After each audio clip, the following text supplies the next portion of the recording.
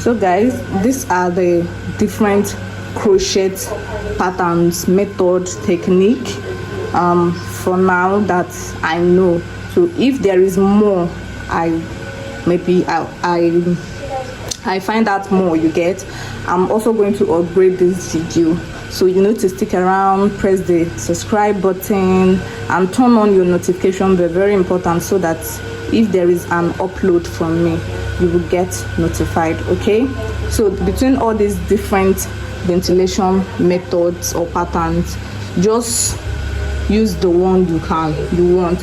And this different ventilation method has their own different when you should use it, or when you can use it. Okay, if you want to make afro wig, you can use this afro wig. You can use this too, okay, the single knot or the double knotting. Okay, so you can also use this particular invisible method is when you are crocheting a weave on your client's hair, you get. That's when you are going to use this one, any of these ones, depending on the style and what you want to achieve. Okay, I hope this video is very helpful.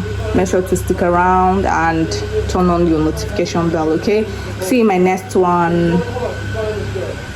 And make sure to press the like button, please, and drop a comment if you have any video requests. If you have any hair tutorial video request, drop it to the comment section. Okay, see ya.